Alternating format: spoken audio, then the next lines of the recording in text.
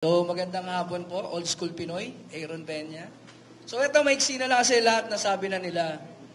Ito kasing TRICOM, kanina, halata naman na talagang isa lang yung gusto nilang mangyari sa aming lahat. Ikulong kami, patahimikin kami hanggang matapos siguro itong eleksyon.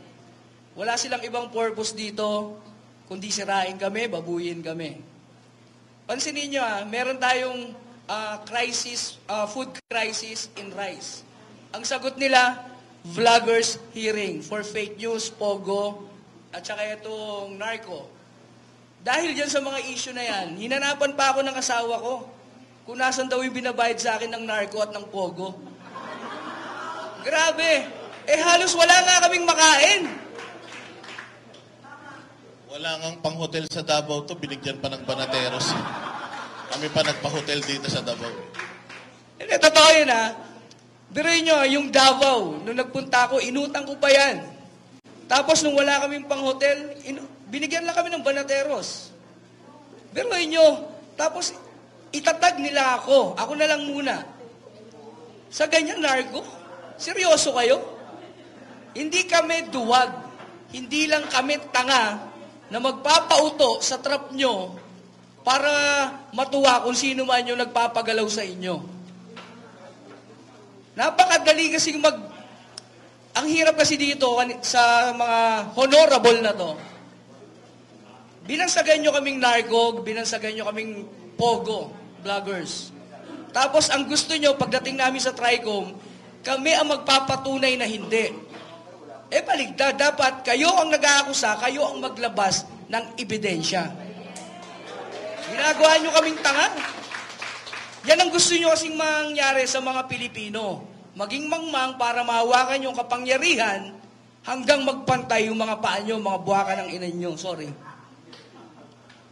Hindi, nakakapingon kasi. Tapos eto, sasabihin nyo kami yung mga paid vloggers. Diyos ko, alam nating lahat kung sino ang mga bayaran. At ang grabe pa, yung mga dating walang-wala na ngayon ay umihimod na mga puwet nyo, naninilaw na ang katawan, may mga bago pang sasakyan. Nakita nyo kami, magkakahiwalay kami. Alam nyo, masyado kayong balat sibuyas. Hindi naman kami lumuhod sa inyong mga congressman para tumakbo kayo at mapunta kayo sa pwesto nyo. Kayo ang nanligaw sa taong bayan. Kayo dapat ang magprotekta sa amin. Ngayon, kung nasasaktan kayo, dahil doon sa mga pambabatikos namin, kayo rin ang may kagagawan yan. Pero inyo, magsusot kayo ng mga relong Rolex, magsusot kayo ng mga Louis Vuitton. Saan nyo kukunin niya kung sa sweldo nyo lang? Tapos kami ang sisisihin nyo kung bakit kami nagre-react, nagbibigay ng opinion at komento? Mga baliw na kayo talaga. Tandaan nyo, lalaban kami ng patas. Yung alam namin na yung laban ay pantay at kaya naming ipanalo. Hindi kami susuong diyan sa teritoryo nyo na ang gagawin nyo lang ay ipakulong. Kasi ang pagkakaalam ko po, sa resource person, ako'y ordinaryong Pilipino, ang resource person iniimbitahan para makatulong, hindi para ikulong.